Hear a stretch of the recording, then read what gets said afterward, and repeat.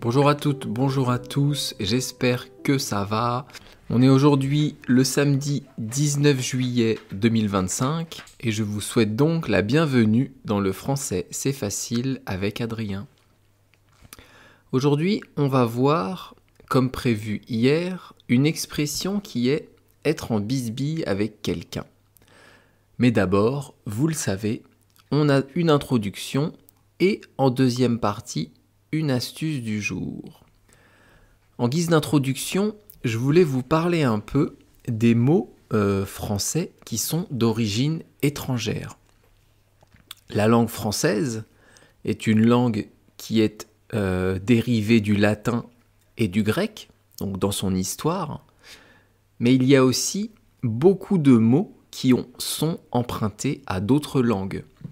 Donc les origines grecques et latines de la langue française sont certaines, mais on a aussi eu beaucoup de cultures différentes qui ont habité dans notre pays, qui ont envahi, entre guillemets, notre pays. Et ces cultures, ces personnes, ces langues, eh bien, se sont mélangées avec la langue française. Donc en français, il y a une base d'origine latine et grecque, mais il y a aussi beaucoup de mots qui sont d'origine de la langue, par exemple, arabe, ou qui viennent du japonais, du russe. Bien sûr, de l'anglais, il y en a énormément. Alors, je vais vous faire une petite liste. Bien sûr, il en existe beaucoup d'autres. Mais dans cette liste, je vais vous donner des mots qui sont d'une autre origine. Aujourd'hui, ce sont des mots français, mais à la base, ce sont des mots qui viennent d'une autre langue. J'imagine que pour votre langue, c'est la même chose. Votre langue maternelle, on va dire que c'est l'espagnol, par exemple. Eh bien, en espagnol, je suis sûr qu'il existe beaucoup de mots qui viennent d'une autre langue. Peut-être même qui viennent du français. Mais bon, aujourd'hui, on va parler du français et pas de l'espagnol, bien sûr. Alors on va commencer avec des mots qui viennent de la langue arabe. Par exemple, le mot yaourt. Est-ce que vous savez ce que c'est un yaourt ? Un yaourt, c'est une préparation à base de lait qui va fermenter, donc qui va s'épaissir. Et après, on peut mettre du sucre, on peut mettre de la confiture, ce qu'on veut dans un yaourt. Eh bien, le mot yaourt, il est d'origine arabe. Tout comme, évidemment, le mot couscous. Ça, c'est une spécialité des pays d'Afrique du Nord. Eh bien, évidemment, ce mot est d'origine arabe et c'est une spécialité culinaire, une spécialité de la cuisine de ces pays. Le mot magasin est d'origine arabe. Le mot chiffre et le zéro sont aussi d'origine arabe. Il y a plusieurs centaines d'années, en Europe, en France, on utilisait les chiffres romains. Nous n'utilisions pas les chiffres qu'on utilise aujourd'hui. Les chiffres qu'on utilise aujourd'hui, eh bien, sont d'origine arabe. Ce sont eux qui ont inventé, qui ont créé ces chiffres, et après, nous les avons utilisés. Aujourd'hui, plus personne n'utilise les chiffres romains. On utilise les chiffres arabes. Évidemment, il y a d'autres mots qui viennent de la langue arabe, qui viennent de la culture d'Afrique du Nord, la culture du Maghreb donc, et peut-être aussi du Proche et Moyen-Orient. Après, il faudrait que je me renseigne sur ces langues-là. Mais bon, c'est pas ça que j'ai préparé aujourd'hui. Ensuite, on va passer aux mots d'origine indienne. La langue indienne, eh bien, on lui a emprunté quelques mots.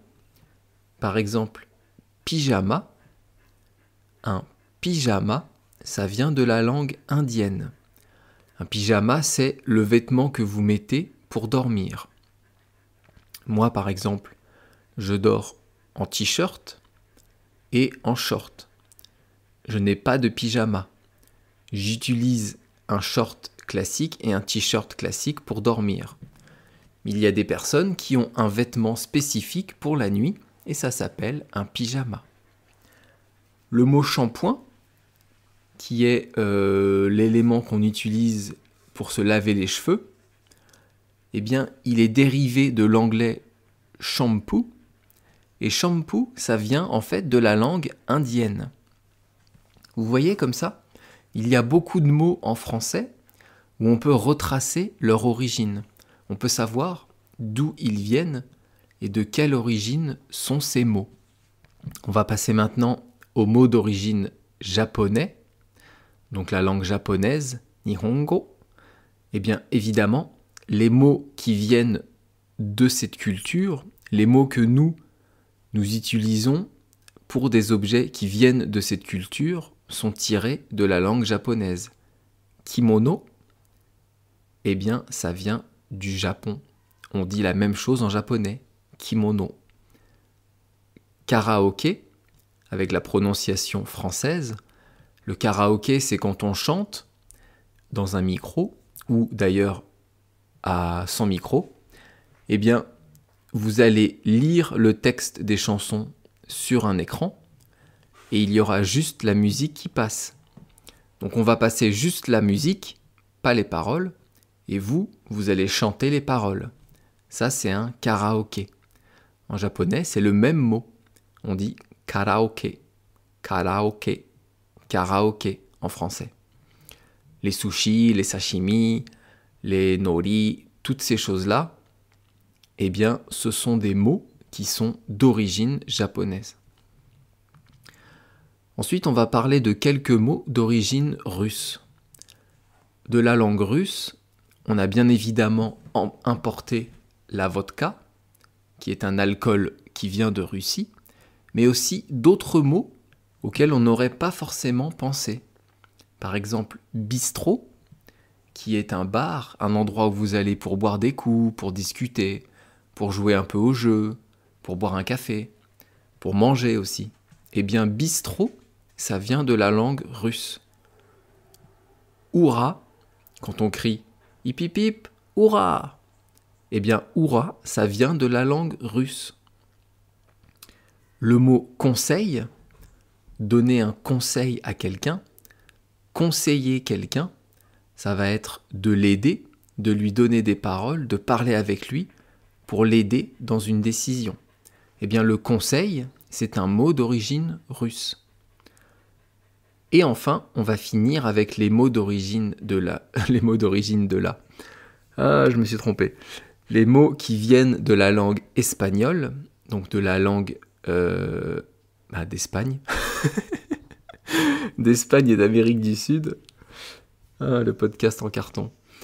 Le mot maïs, ça vient de l'espagnol. Avec du maïs, on peut faire de la farine, on peut le manger comme ça, cru ou cuit. Cru, c'est s'il est frais, hein, sinon c'est pas bon. Donc du maïs cuit, en salade, du popcorn. Le maïs, c'est ça. Cacahuètes, les cacahuètes, ça vient de l'espagnol. Le mot est d'origine espagnole, tout comme tomate.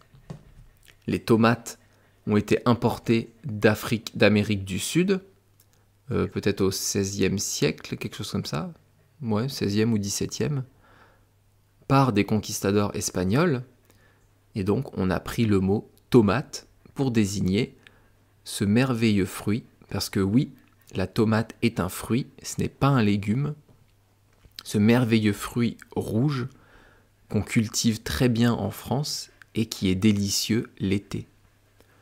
Donc vous voyez, il y a beaucoup de mots qui viennent d'autres langues. Il y a plein de langues qui nous ont prêté des mots, ou plutôt on a emprunté ces mots à notre langue. Tout ça pour vous dire quoi ? Tout ça pour vous dire que le français est une langue vivante, ça veut dire qu'elle est parlée par beaucoup de personnes, et cette langue, elle évolue. Cette langue, elle va changer avec les habitudes, avec les usages, avec ce qui va se passer dans le monde. Par exemple, le télétravail, ce qui est le fait de travailler chez soi, donc de travailler à distance, il y a 10 ans, je pense que ce mot n'existait pas. Ou alors, il était très peu connu. Aujourd'hui, télétravailler, eh bien, c'est un mot très très connu. Tout le monde sait ce que ça veut dire. Donc au fur et à mesure, le français va évoluer, le français va changer, et c'est très bien. Une langue, ça doit être vivant. Si c'est une langue qui ne change pas, qui ne bouge pas, eh bien, c'est une langue qui est vouée à disparaître. Aujourd'hui, avec le monde moderne, avec les voyages, avec la facilité d'information, avec les échanges entre les personnes, avec les couples qui se font de différentes nationalités, évidemment que la langue évolue et que la communication aussi. Et ça, c'est important. C'est important, en tout cas de mon point de vue. Ça, c'est mon point de vue, évidemment. C'est important que la langue évolue, même si c'est aussi important de garder une base au français, de garder des règles qui existent depuis des centaines d'années. Mais c'est bien de la faire changer et d'apporter des petites choses au fur et à mesure qui vont faire que cette langue est vivante. Je pense particulièrement aux jeunes. Les jeunes aujourd'hui, je vous parle des jeunes qui ont entre 13 et 20 ans, 25 ans, ils inventent des mots comme nous, on a pu inventer des mots à l'époque. Je parle de ça comme si j'avais 70 ans, mais évidemment, c'est pas le cas. Aujourd'hui, j'ai 40 ans, donc je ne me considère pas comme vieux, mais je ne me considère plus comme jeune. Je suis dans une tranche d'âge adulte qui est entre les deux. Mais quand j'avais 20 ans, 15 ans, eh bien évidemment qu'on inventait des mots, qu'on créait de nouveaux mots qu'on utilisait entre nous. Par exemple, aujourd'hui, les jeunes disent des bars.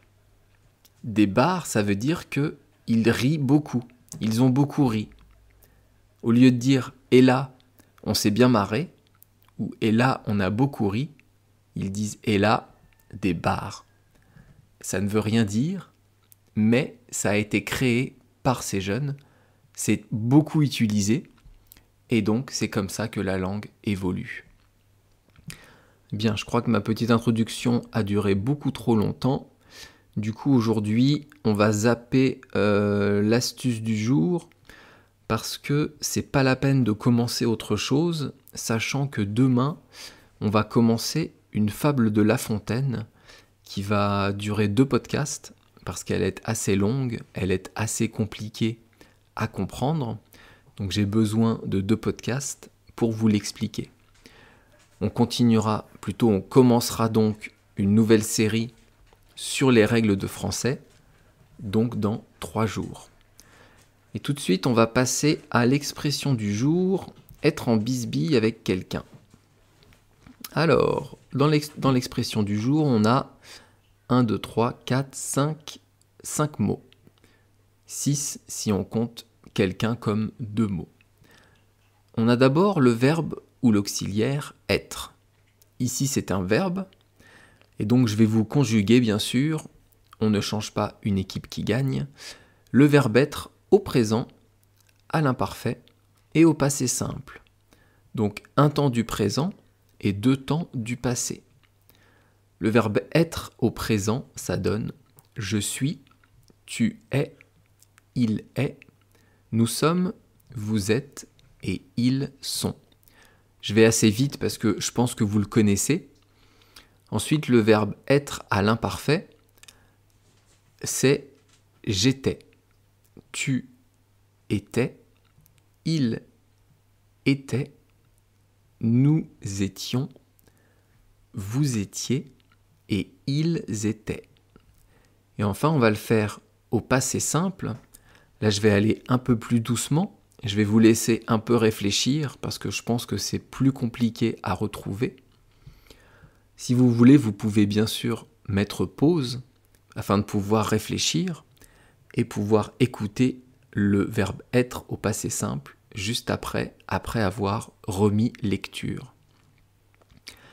Le verbe être au passé simple, ça donne je fus, tu fus, il fut, nous fûmes, vous fûtes et ils furent.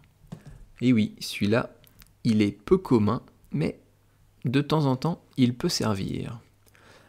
On revient donc à l'expression du jour, être en bisbille avec quelqu'un. En bisbille, eh bien, c'est un mot qui vient d'une autre langue. Pourquoi je vous ai parlé au début du podcast des mots d'origine étrangère? Parce que dans l'expression du jour, être en bisbille avec quelqu'un, eh bien les deux mots en bisbille, eh bien ça vient de l'italien. Ça vient d'une langue européenne, mais qui n'est pas le français. Et bisbille, ça vient de l'italien bisbiglio, qui veut dire chuchotement. Alors, un chuchotement, c'est quand je parle comme ça.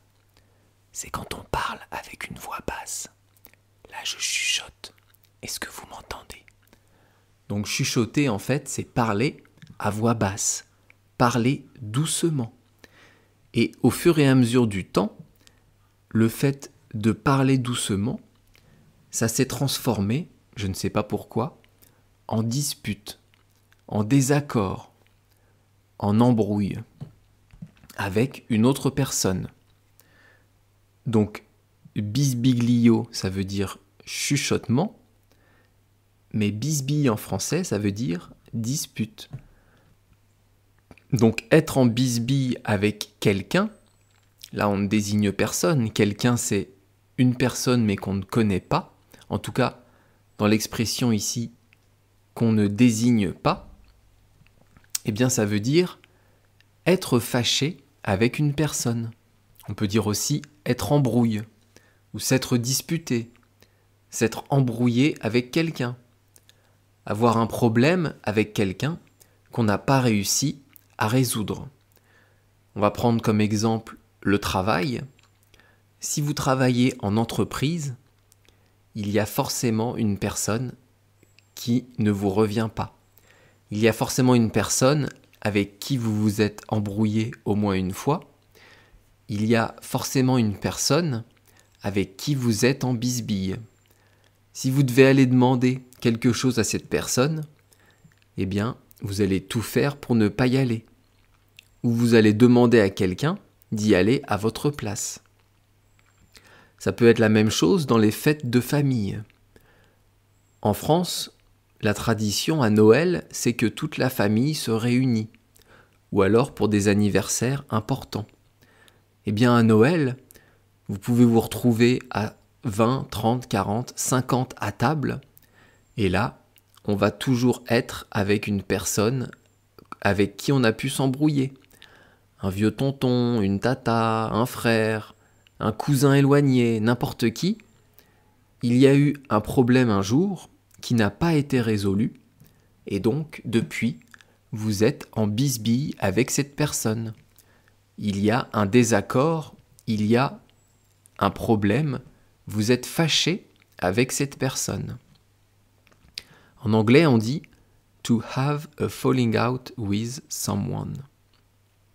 Est-ce que vous comprenez donc ce que ça veut dire? Cette expression, vous pouvez l'utiliser avec tout le monde et tout le temps. Ce n'est pas familier, c'est du langage courant. Donc vous pouvez tout à fait dire à votre patron, à un collègue, à quelqu'un de votre famille, à un ami « Je suis en bisbille avec cette personne ». C'est tout à fait possible. Bon, je pense que je vais m'arrêter là pour l'expression du jour. J'espère que vous avez compris l'expression. Et donc, comme je vous disais tout à l'heure, demain, on va commencer une fable de La Fontaine qui s'appelle « Le lion et le moucheron ».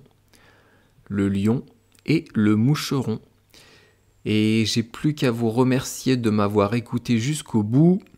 Ça me fait bien plaisir que vous puissiez améliorer votre niveau en français. N'hésitez pas à me faire un petit retour sur YouTube ou sur Patreon directement, ou en me laissant une petite note sur votre appli de podcast. Ça sera très gentil. Je vous dis donc merci beaucoup et à bientôt. Bye bye, hasta luego. Matane.